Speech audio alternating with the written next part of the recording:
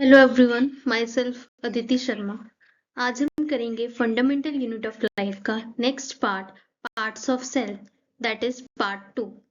चलिए स्टार्ट करते हैं। सेल मेम्ब्रेन या फिर प्लाज्मा मेम्ब्रेन। सेल मेम्ब्रेन को हम प्लाज्मा मेम्ब्रेन भी बोलते हैं। इसकी क्या क्या करेक्टरिस्टिक्स होती हैं? सेल मेम्ब्रेन जो होती है वो थिन होती है, इलास्टिक होती है या फिर फ्लेक्सिबल होती है, लिविंग होती है। पर जो सेल वॉल होती है वो नॉन लिविंग होती है, सेल मेम्ब्रेन लिविंग होती है। आउटर मोस्ट कवरिंग होती है, जितने भी सेल के कंटेंट्स हैं उनको होल्ड करती है, शेप प्रोवाइड करती है, सिलेक्टिवली परमिएबल होती है, मीन्स कुछ सिलेक्टिव चीजों को ही अंदर बाहर आने जाने देती है, लिपिड्स और प्रोटीन से बनी है। फ्लेक्सिबिलिटी का क्या फंक्शन है? किसी भी चीज को इनगल्फ करना, मीन्स कोई भी फूड हो गया या कोई भी मटेरियल हो गया फ्रॉम एक्सटर्नल इन्वायरमेंट, किसी भी चीज को इनगल्फ करना। मैंने डायग्राम के थ्रू भी बताया है कि स्फेरिकल पार्ट को हम न्यूक्लियस बोलते हैं, उसके अराउंड साइटोप्लाज्म है, outermost covering is cell membrane. इसके मेन फंक्शंस यही है, मेन कैरेक्टरिस्टिक्स यही है कि लिविंग होती है, आउटर मोस्ट कवरिंग होती है, जितना भी सेल का कंटेंट है उसको होल्ड करना, सिलेक्टिवली परमिएबल होती है, किससे बनी होती है, इनगल्फ करती है, उसका क्या फंक्शन है। Next is movements across cell membrane. अब सेल मेम्ब्रेन के अक्रॉस भी बहुत सारी मूवमेंट्स होती हैं, जैसे कि डिफ्यूजन। डिफ्यूजन का क्या मतलब है कि जो मॉलिक्यूल्स हैं उनकी मूवमेंट होती है हाई कॉन्सेंट्रेशन से लो कॉन्सेंट्रेशन की साइड। जैसे ये डायग्राम देखो, डिफ्यूजन हो रही है, मॉलिक्यूल्स मूव कर रहे हैं हाई कॉन्सेंट्रेशन से लो कॉन्सेंट्रेशन की साइड। स्मॉल साइज सब्सटेंसेस कौन से होते हैं? जैसे कि आयंस या मॉलिक्यूल्स, CO2, O2, वाटर, ये सारे स्मॉल साइज सब्सटेंसेस हैं। अब रेट ऑफ डिफ्यूजन क्या है? Gases, liquid, solid. ऐसा क्यों? गैसेस ही क्यों पहले ली, फिर लिक्विड्स, फिर सॉलिड्स?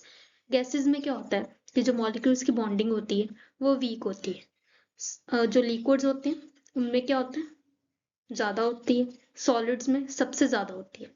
इसलिए सबसे वीकेस्ट बॉन्डिंग किसमें होती है? गैसेस में। सबसे स्ट्रॉन्गेस्ट बॉन्डिंग किसमें होती है? सॉलिड्स में। अब सेल में बहुत सारी एक्टिविटीज होती हैं, उन एक्टिविटीज की वजह से क्या होता है, CO2 प्रोडक्शन होती है, CO2 बनता है।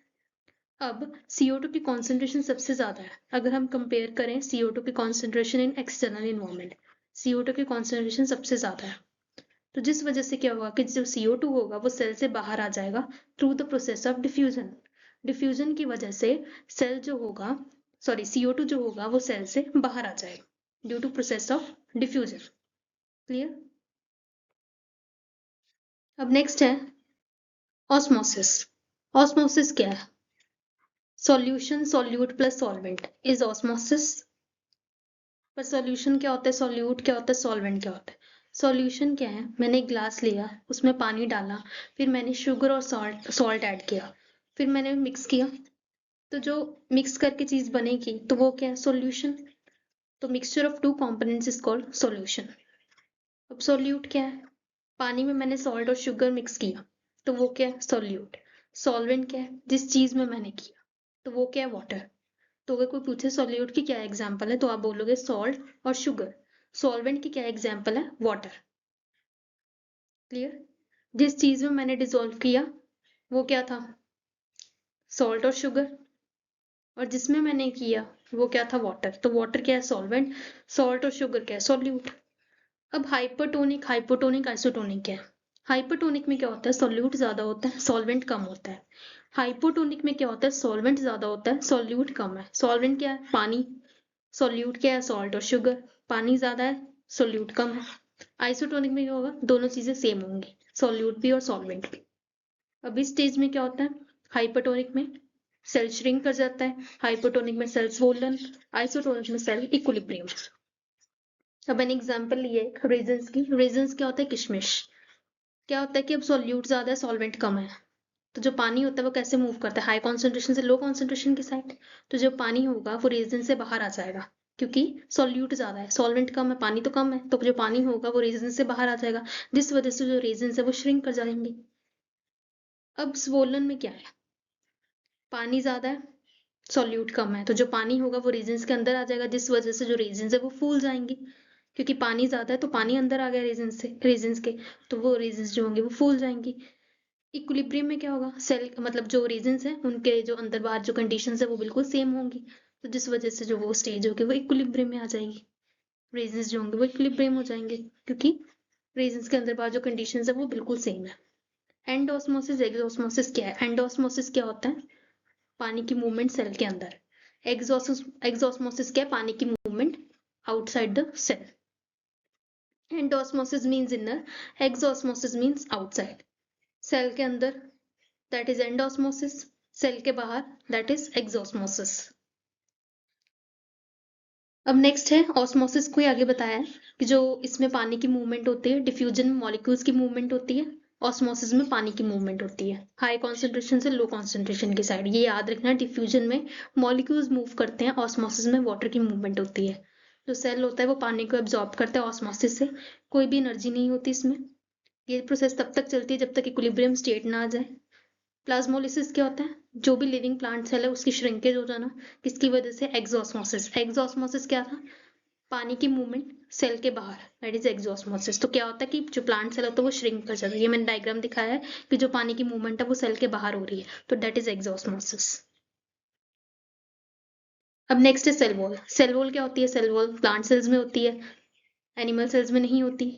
Cell wall is non living. और जो सेल मेम्ब्रेन थी वो क्या होती है? लिविंग, फ्रीली परमिएबल है, किसी भी चीज को अंदर बाहर आने जाने देती है। पर जो सेल मेम्ब्रेन थी वो सिलेक्टिवली परमिएबल है, कुछ सिलेक्टिव चीजों को अंदर बाहर आने जाने देती है, शेप प्रोवाइड करती है, जितने भी सेल के कंटेंट है उनको प्रोटेक्ट करती है। सेल वॉल सेलुलोज की बनी होती है, स्ट्रेंथ प्रोवाइड करती है, टर्जिडिटी प्रोवाइड करती है। मैंने डायग्राम दिखाया सेल वॉल का, clear?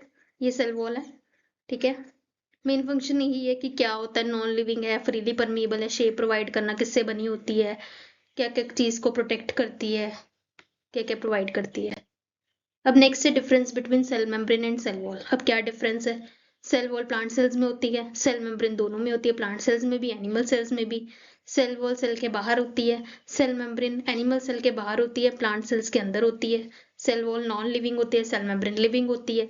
Cell wall rigid, cell membrane flexible. Cell wall is permeable, किसी भी चीज को अंदर बाहर आने जाने देती है। Cell membrane is selectively permeable, कुछ सिलेक्टिव चीजों को अंदर बाहर आने जाने देती है। सेलुलोज की बनी होती है cell wall. Cell membrane lipids and proteins की बनी होती है। सेल वॉल का फंक्शन क्या है? Protection, strength. सेल मेम्ब्रेन का क्या फंक्शन है? होल्ड करना सेल का कंटेंट और कंट्रोल करना पैसेज ऑफ मटेरियल्स को। अब नेक्स्ट है न्यूक्लियस। न्यूक्लियस जो है सेल का कंपोनेंट है, सेंटर में लोकेट होता है सेल के, सबसे बड़ा साइज में। सबसे लार्जेस्ट सेल स्ट्रक्चर कौन सा है? न्यूक्लियस। ये डायग्राम मैंने दिखाया है, इसमें पोर्स दिखाई हैं, न्यूक्लियोलस दिखाया है, nucleoplasm, ER, nuclear involve, chromatin material, DNA, cytoplasm. So this is a diagram of nucleus. अब न्यूक्लियस के कंपोनेंट्स हैं, दो कंपोनेंट्स होते हैं, nuclear involve, nucleoplasm. Nuclear involve क्या है? इसमें दो न्यूक्लियर मेम्ब्रेन से बनती है न्यूक्लियर इन्वॉल्व। दो न्यूक्लियर मेम्ब्रेन से क्या बनता है? न्यूक्लियर इन्वॉल्व बनती है। न्यूक्लियस को कवर करती है न्यूक्लियर इन्वॉल्व, और क्या करती है? सेपरेट करती है न्यूक्लियस को और न्यूक्लियर मेम्ब्रेन को। पोर्स प्रेजेंट होते हैं जिसको हम न्यूक्लियर पोर बोलते हैं, जो मैंने अभी पीछे डायग्राम दिखाया न्यूक्लियस में, वो न्यूक्लियस का आप डायग्राम देखना, उसमें आपको सब कुछ दिखेगा, न्यूक्लियर इन्वॉल्व भी दिखेगी, न्यूक्लियर पोर्स भी दिखेंगे, ठीक है। न्यूक्लियोप्लाज्म होता है, ठीक है, बीच में न्यूक्लियोप्लाज्म होता है, ठीक है, लिक्विड ग्राउंड सब्सटेंस, और किस चीज को कवर करता है? Nuclear involve. न्यूक्लियोप्लाज्म जो होता है वो लिक्विड ग्राउंड सब्सटेंस होता है, covered by nuclear involve, nuclear involve से कवर होता है। ये आप पीछे डायग्राम देखना न्यूक्लियस का, उसमें आपको सारी चीजें नजर आएंगी, न्यूक्लियर इन्वॉल्व भी, न्यूक्लियोप्लाज्म भी, और न्यूक्लियर पोर भी, ठीक है। जो पोर्स होंगी ना सेंटर में प्रेजेंट होंगी, इन बिटवीन, हर बीच, मतलब हर एक के बीच, तो उनको हम न्यूक्लियर पोर बोलते हैं, ठीक है। न्यूक्लियोप्लाज्म क्या है? दो चीजों से बनता है, न्यूक्लियोलस, क्रोमेटिन मटेरियल। अब न्यूक्लियोलस क्या है? इसका नंबर 1 से ज्यादा होता है, और ये प्रोटीन्स बनाता है। तो जो चीज प्रोटीन बनाता है उनको हम वो क्या बोलते हैं? राइबोसोम्स। तो राइबोसोम्स क्या बनाता है? प्रोटीन्स बनाता है, ठीक है। क्रोमेटिन मटेरियल क्या है? इसका जो स्ट्रक्चर होता है वो थ्रेड लाइक होता है। जब सेल डिवीजन होती है तो जो क्रोमेटिन होगा वो कंडेंस्ड होगा और क्या बनाएगा? क्रोमोसोम्स बनाएगा, क्लियर। न्यूक्लियोप्लाज्म में मैंने यही बताया कि एक न्यूक्लियोलस और क्रोमेटिन मटेरियल से बनता है न्यूक्लियोप्लाज्म। न्यूक्लियोलस का इसका नंबर 1 से ज्यादा होता है, प्रोटीन्स बनाता है, तो वो कौन बनाता है? Ribosomes. Chromatin material thread like structure, जब सेल डिवीजन होगी क्रोमेटिन कंडेंस होगा और फिर क्रोमोसोम्स बनेंगे। ये डायग्राम देखो, ये एंडोप्लाज्मिक रेटिकुलम मैंने अब दिखाई है बाहर आउटसाइड, न्यूक्लियोलस है सेंटर में, क्रोमेटिन है थ्रेड लाइक स्ट्रक्चर, न्यूक्लियोप्लाज्म है, न्यूक्लियर पोर है जो बीच बीच में पोर्स बने, that is the nuclear pore, और फिर न्यूक्लियर इन्वल्प है। अब नेक्स्ट है क्रोमोसोम्स। क्रोमोसोम्स क्या होते हैं? अब थ्रेड लाइक स्ट्रक्चर्स, ये कब दिखते हैं? जब सेल डिवाइड होता है। सेल डिवीजन क्या होती है? जब सेल डिवाइड होता है तो सेल का नंबर इंक्रीज होता है, तो दैट इज सेल डिवीजन। इसके क्या क्या कंपोनेंट्स होते हैं क्रोमोसोम्स के?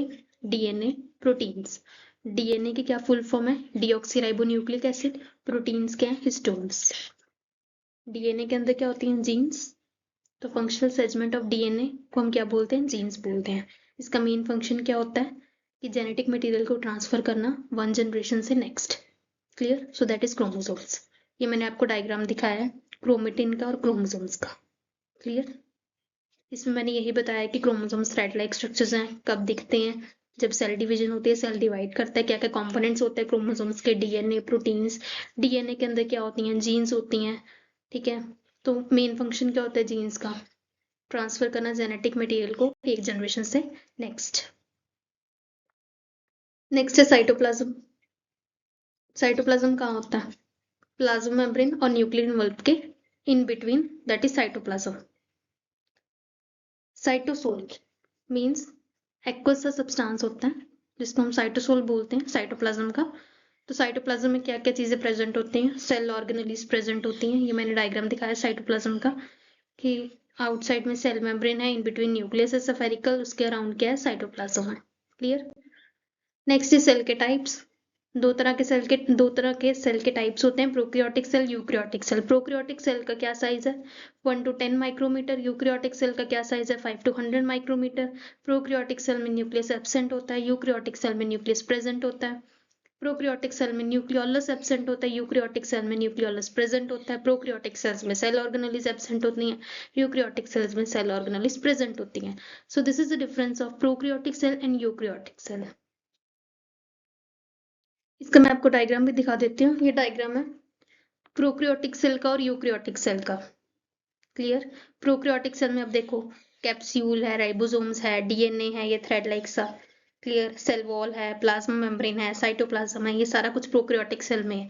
यूकैरियोटिक सेल में न्यूक्लियस है, राइबोसोम्स भी हैं, गोल्जी है, एंडोप्लाज्मिक रेटिकुलम है, प्लाज्मा मेम्ब्रेन है, माइटोकॉन्ड्रिया है, साइटोप्लाज्म है, लाइसोसोम है। कुछ चीजें एब्सेंट है, कुछ चीजें प्रेजेंट है, दोनों में, यूकैरियोटिक सेल में भी और प्रोकैरियोटिक सेल में भी। Clear? So this is all about. आज हमने क्या क्या पढ़ा? आज हमने ये पढ़ा, सेल के पार्ट्स के बारे में पढ़ा। ठीक है, अब जो नेक्स्ट वीडियो होगी वो होगी सेल ऑर्गेनेलिस पे। आज हमने सिर्फ सेल के पार्ट्स के बारे में ही पढ़ा है। ठीक है, नेक्स्ट वीडियो में हम सेल ऑर्गेनेलिस कवर करेंगे। इस वीडियो में पार्ट्स ऑफ सेल किया। क्लियर? So thank you.